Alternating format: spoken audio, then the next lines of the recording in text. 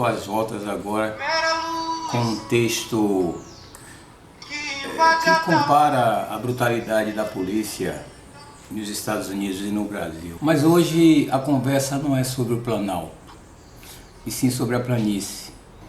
Convido você a uma reflexão sobre as circunstâncias da existência do homem ou da mulher num país como o nosso. Às vezes eu sou indagado, semana passada mesmo uma intelectual aqui da Bahia, Aninha Franco, cogitou-me sobre a possibilidade de eu compor a Academia Baiana de Letras. A minha resposta para ela foi: Deus me livre. É que em geral, como Groucho Marx, eu não entro em clube que me aceita como sócio. E durante toda a minha trajetória de discussões e de debate, mesmo alguns desses clubes que ajudei a criar, em geral entrei em conflito e a tendência é sempre a minha expulsão ou proposta de expulsão. Seja desde a luta comunitária, né? A Associação de Moradores, a Federação de Associações de Bairros aqui de Salvador, o Movimento de Defesa dos Favelados, que fizeram história durante os anos 1980, e lá estava eu como um dos cabeças desses movimentos. Em geral fui expulso. Eu fui expulso do Partido dos Trabalhadores em tenra idade desse partido, em tenra idade desse que vos fala. Isso se deu também quando estive na USP, na Universidade de São Paulo, e reativei junto com outros colegas o Núcleo de Consciência Negra, enfrentando a administração central, levando a ideia na Universidade de São Paulo das reparações para os afrodescendentes. A ideia de cotas nas universidades surgiu ali dentro, e lá estava eu junto com outros como protagonista, e pagando um preço, porque fui processado algumas vezes pela própria administração da USP. Houve tentativa de minha expulsão como estudante de doutorado exatamente por causa dessa luta de cotas. Se você for hoje no Núcleo de Consciência Negra, na USP, onde eu atuei, você não encontrará nada dessa história. E olhando lá rapidamente o que se tinha de arquivo, nada sobre essa trajetória toda que nós tivemos lá dentro. É que eu fui expulso do núcleo, né? O partido PSOL, na época, tinha membros do Sindicato dos Trabalhadores, exatamente devido à luta para as cotas, e eu propunha a extinção do cursinho pré-vestibular e achava que nós deveríamos reforçar a luta pelas cotas. O partido PSOL articulou com outros, fez uma assembleia e eu fui expulso, simplesmente expulso do Núcleo de Consciência Negra. E como fazem em 1984, naquele romance, né? Apagaram essa memória, você não vai encontrar nada. Alguns amigos meus, tanto aqui quanto lá, perguntam: por que você deixou São Paulo, que você estava naquele período, né? Anos 90, início dos anos 2000, né? Era uma figura pública por conta dessa luta de combate ao racismo no Brasil. E é exatamente sobre isso que vou falar. Eu sou um indivíduo. Para mim, mais importante que o coletivo é o indivíduo. E a sociedade moderna, a partir do século XVIII, você vê que houve a ascensão da ideia da individualidade, ou seja, é um fenômeno totalmente novo, porque antes o sujeito, para ter alguma existência, tinha que estar ligado a algum grupo, alguma comunidade, a família, etc., que são instâncias que aprisionam, que vigiam o sujeito, que vigiam o indivíduo. Mas você vê que, talvez como consequência das revoluções, inclusive revoluções burguesas, afirmou-se, não sem controvérsias, não sem controvérsias e não sem retrocessos, né, a figura do indivíduo. O que é o indivíduo? O indivíduo é o sujeito que faz escolhas próprias, é o sujeito que se acostumou, né, a escolher por conta própria, a fazer suas próprias escolhas. E isso é um fardo. E paralelamente à emergência do indivíduo, você vê também surgir, nos últimos 200 anos, né, a figura do homem-massa. que é o anti-indivíduo. É aquele que vive escondido em grupos, em coletivos. Ele não fala por si mesmo. Em verdade, ele tem uma grande inveja do indivíduo. A razão da nossa existência na Terra, que é uma existência breve, é a busca da felicidade. E o que é a busca da felicidade?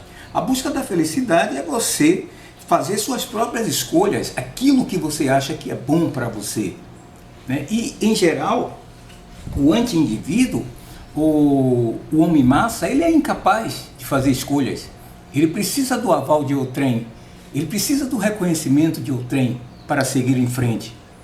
Então, a maior luta que nós temos durante a existência, pessoas que têm esse princípio, é defender essa conquista inalienável que é a conquista da liberdade.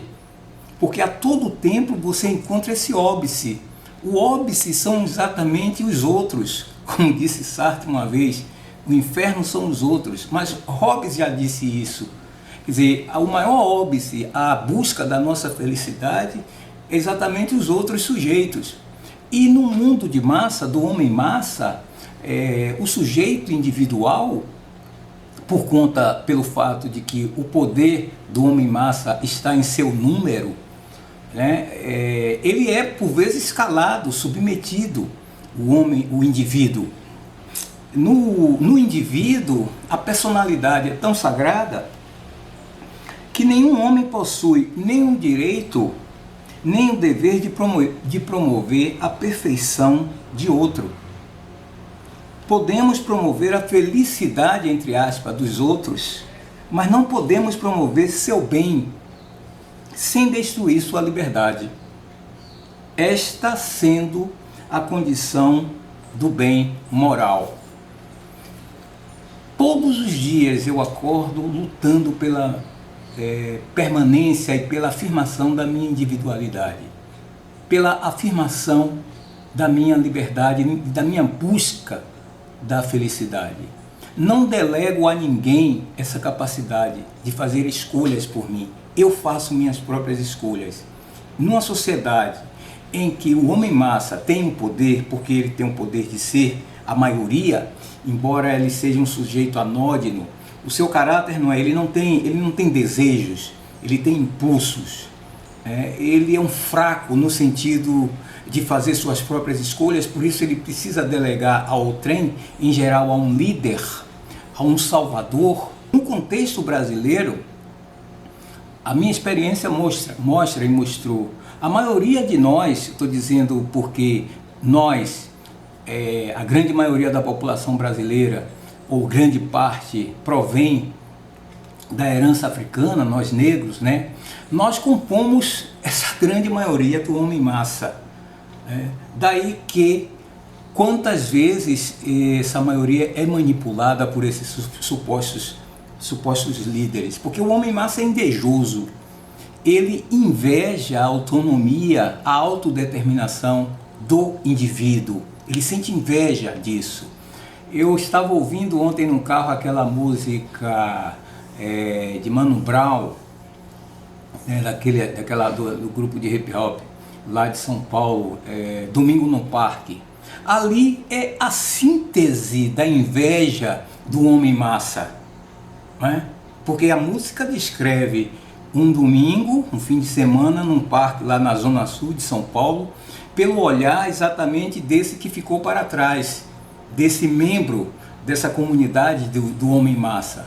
E ele vê os condomínios fechados, gente feliz, gente com carro, e ele inveja isso, ele deseja isso, mas ele é incapaz de lutar por si próprio para conquistar isto. Então ele atribui isso geralmente às circunstâncias. A sua pobreza, ele não atribui à sua falta de disposição de lutar para superar a sua pobreza. Ele atribui geralmente ao sistema de coisas, ele atribui ao fato de ser negro, ao fato de eu ser mulher, de eu compor a classe, digamos, subalternizada, me torna incapaz de lutar por mim mesmo para superar essa minha condição. Então ele inveja, ele quer estar no lugar do outro, daquele outro. E esse seu sentimento, que na verdade é um ressentimento, quantas vezes ele é manipulado pelos seus líderes, né? Aliás, a história das grandes revoluções que ocorreram na Terra, no mundo, se dá exatamente assim, dessa forma. Quer dizer, o maior motor, o leitmotiv, né? O maior combustível para as revoluções sangrentas, inclusive, é exatamente a inveja e o ressentimento, que é manipulado por esses líderes, os supostos líderes, que dizem que vão implantar o paraíso na Terra. Nós nos vemos.